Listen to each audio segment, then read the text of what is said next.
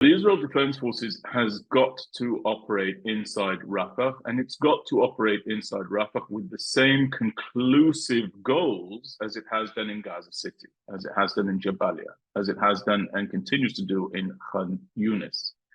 There is absolutely no sense whatsoever in this completely artificial red line that has been drawn around two aspects of the war. The first is a calendrical aspect, the idea that we should not be making war inside the Gaza Strip during the month of Ramadan. This is completely artificial, it's complete nonsense.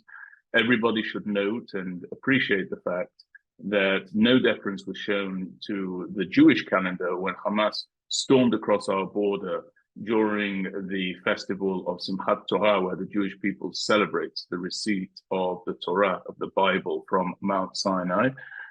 Murdered 1,200 people. This is a number that seems to be fading into the background, but I want to place it back onto the foreground. Murdered 1,200 people, kidnapped 240 others, are holding 134 inside their dungeons and their tunnels to this day. Our hostages are languishing. And quite frankly, the timeline along which we operate in order to bring those hostages home, whose lives hang in the balance every day, and given particularly the fact that the UN investigation into sex as a weapon of war determined that our female hostages were not only likely raped on October 7th by Hamas and gang raped by Hamas on October 7th, but also are even more likely to still being raped and sexually abused inside Hamas captivity now. Given those considerations, I don't think that we have any requirement whatsoever to be deferential to the calendar of, frankly, any people when it comes to achieving our primary goal here, and that is to bring our hostages home. So yes, we have to operate in Rafah. We have to do so extensively. We have to do so powerfully. And I believe that we have to hold the Rafah crossing in perpetuity once we take control of that area, because so much of what took place on October 7th was facilitated by the bringing in of contraband, personnel, even military know-how from the Sinai Peninsula via the Rafah crossing or another crossing that's just adjacent to the Rafah crossing, and then into the Gaza Strip. Hamas terrorists moved from the Gaza Strip into the Sinai. They then traveled up to Lebanon, then to Syria, then to Iraq, and then to Iran. And they were trained along the way by Iranians. And then they came back in the reverse of that route, back through the Sinai Peninsula into the Gaza Strip, and then launched this massacre against the people of Israel on October 7th. So we're going to have to take that town, and we're going to have to hold that crossing. The Prime Minister of the State of Israel started to deliver truckloads, hundreds of truckloads daily to Gazans through the crossings, the various crossings, particularly Kerem Shalom crossing and others, so that famine, starvation, a humanitarian catastrophe would be avoided. And incidentally, it has been avoided. The stories about mass famine and mass starvation, those don't seem to be backed up by facts or evidence. The most recent article that I read about that number was that there were approximately 20 children who were being treated for malnutrition at this time. Certainly a very difficult circumstance, but by no means mass famine by any stretch of the imagination. Now, the Prime Minister did that and started to move those aid trucks in revolt of what the Israeli people felt needed to happen at that time. I want that to be very, very clear. It was done as a nod, if you like, to the demands of the Americans. The Americans said, we will continue to supply you with all of the material that you need in order to prosecute this war against Hamas. But we need a humanitarian gesture. And the humanitarian gesture was the inflow of food and nourishment to the Gaza Strip. The Israeli people, in the majority of cases, were not in favor of that. They were not in favor of that because they said, well, if we're going to show a humanitarian gesture by delivering aid, let Hamas return that with another humanitarian gesture, namely allowing our hostages, our loved ones, our men, women, children, unborn children, to come home to the state of Israel. Hamas, of course, has not acceded to that. There's no parallel or parity to be highlighted whatsoever in terms of humanitarian gestures. And the delivery of aid is complex. It's difficult. It's not the job of the Israel Defense Forces to deliver that. It's actually the job of other aid communities to do so. It is the job of Israel to allow the aid into the Gaza Strip, the Prime Minister having affixed that as one of the objectives in an ongoing manner during this war. But once it's inside the Gaza Strip, different aid organizations should be distributing that to the Gazans. The problem right now, and surprisingly, is that Hamas is interdicting that aid, is storming that aid, is plundering that aid, and then, of course, is using it to prop up its fighting machine and using it in order to blackmail the civilians inside the Gaza Strip. We saw an example of just how complex this is. You know, there was a headline about IDF soldiers having to repel a storming crowd of Gazans who were running towards an IDF stronghold around the delivery of food by way of one of these convoys. And I believe that the IDF said that we killed about 12 individuals. It's complex, it's complicated, it's not easy. But of course, they had no choice other than to repel this crowd storming towards them. I dread to think what would have happened if that crowd had laid its hands on our soldiers. The Americans, in response to that complexity, decided, among other things, to airdrop food into the Gaza Strip. One of those deliveries promptly landed at the top of the heads of Gazans and killed 3 of them. So this is not easy. And anybody who believes it easy knows nothing of war. I am somebody who believed that after October the 7th, we ought to have actually downgraded to the greatest possible degree by way of an aerial campaign Hezbollah's aerial capabilities, not in terms of an air force, they don't have an air force, but in their airborne munitions. You know, Hezbollah is in a situation where it has the capacity to fire 2,000 munitions upon the state of Israel for at least a period of 100 days at any time of its choosing. We cannot live with that type of threat. We cannot live with that type of reality. And in actual fact, we're not living with that type of reality because 80,000 of our residents have been evacuated from the northern border and the area adjacent to the northern border because the threat from Hezbollah is so very profound, immediate, clear, and present. Now, one of the things that used to concern me about a conflagration between the Israel Defense Forces and Hezbollah was that our forces were not battle tested. So you had Hezbollah combating ISIS for a period of years. And I was always concerned that given that Hezbollah was becoming more and more battle tested and battle hardened, once it came to them facing down our 18-year-old conscripts, they might have more victories than one would want to see in face-to-face combat situations.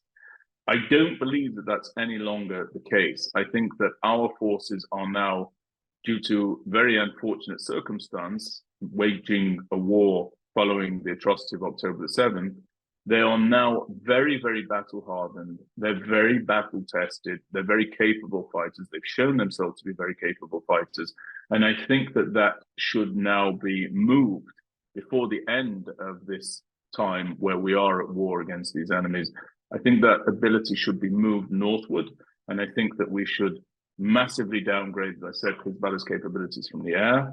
But then I think that we do have to push Hezbollah back. And I'm afraid that's going to involve a ground incursion into southern Lebanon. Everybody's talking about a diplomatic resolution. There's no diplomatic resolution to be had with these people. There's already one that's on the table. It's ignored daily. It's called Resolution 1701. It is not adhered to. The only way that we can bring quiet to our northern front is to move by way of a ground incursion into southern Lebanon in a very, very determined fashion. And I think that we're well prepared to do that, despite the rhetoric that may be coming from certain international quarters.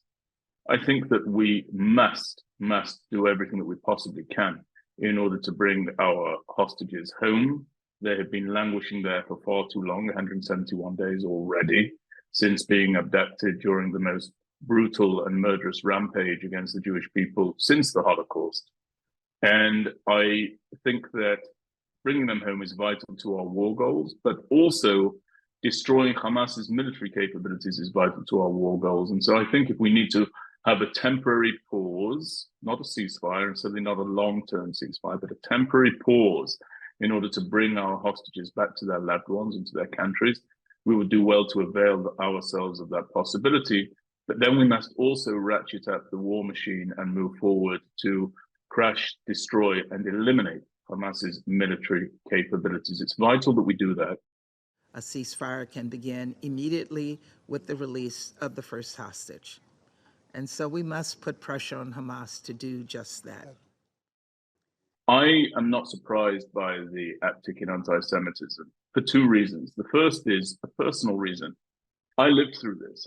As I mentioned earlier, I was born and raised in Leeds in the United Kingdom. I went to university at the University of Manchester during the events of the Second Intifada. Now, the Second Intifada, for people who aren't aware of it, was a wave of Palestinian homicide bombings against innocent Israelis, Jewish and non-Jewish alike, incidentally. And it became very clear to me as I was in my capacity of a student campaigner at that time, that regardless the number of buses that were blown apart, regardless the number of Israelis who were murdered in the course of undertaking the perfectly ordinary and mundane, from the professor to the student, from the elected official to the voter, from the professional to the layman, there was near total unanimity lined up, at least in public, behind the idea that the state of Israel had no right to defend itself, and that it was responsible for the horrors that were wrought against it. Seeing that multifaceted anti-Semitism, I resolved that I would move to the state of Israel, and I promptly did so after graduating from my studies there. There is nothing new under the sun. The fact that the international community will condemn Jewish people for defending themselves and will attack Jews wherever they may be for the policies, including the righteous, virtuous, and justified policy of making war against a terror organization that has committed an atrocity against our people. The fact that we're seeing that is not new, but it's also unique. For example, were China to have a horrific policy inside its country, to draw a distinction, as I said, I believe that our policy against Hamas is wholly just, but were China to have a particularly appalling policy or an unpopular policy inside China, you would not have Brits attacking anybody who appeared to be Chinese inside Britain. Were Pakistan to have an appalling policy inside Pakistan, you would not have Brits attacking those of Pakistani descent inside the borders of Britain because of the policies of the Pakistani government. And the list goes on and on and on and on. There is an exception to that rule, and that is the attitudes of people towards Jewish citizens of the diaspora countries. Only in that case do you see a situation wherein the people of Britain, the people of America, the people of Denmark, the people of France say the Jewish state is enacting a policy of which we do not approve. We will therefore vilify, torment, traumatize, and pursue you Jews here in Britain, you Jews here in America, you Jews here in France. It's an appalling double standard, but it's not new. And I also want to talk about something on a macro scale. The reason that people have become absolutely unmasked and even proud of their hatred towards Jewish people inside Western democracies, the most troubling area in which this is happening, is quite simple. The Jewish diaspora can never be stronger than is the Jewish state. The strength of the American Jewish community can never supersede the strength of the Israeli Jewish community. The strength of the Anglo-Jewish community can never supersede the strength of the Israeli Jewish community. And on October 7th, what these anti-Semites in Western democracies thought, mistakenly, was that finally the Jewish state was on the ropes. They thought that they might be seeing the dismantling, the beginning stages of the dismantling of the one and only Jewish state. That emboldened them to attack the members of the Jewish community in their countries, because they believed that given that the Jewish state of Israel is vulnerable, the Jewish people in other countries are also vulnerable and are there for the taking. And much to their disappointment, the state of Israel is battling back and showing that far from emitting the death cries of its own demise, it's actually roaring back with what one would say is something akin to the roar of the Lion of Judah, proudly saying that those who would deny our right to exist here will not be allowed to enact their heinous crimes against our people. This is our place, this is our home, and we will defend it, and we will protect it, and we'll do so very, very successfully and with great bravery and courage. I also want people to be aware of something when it comes to who we're fighting against. There's much talk about the disproportionality of Israel's response inside the Gaza Strip. You know,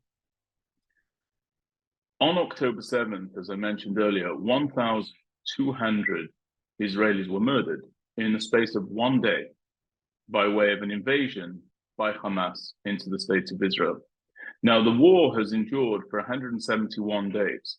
By that notion, if you take the 1,200 Israelis who were murdered in one day, that shows you that across the 171 days, if Hamas was given its will, 205,200 Israelis would have been murdered by now.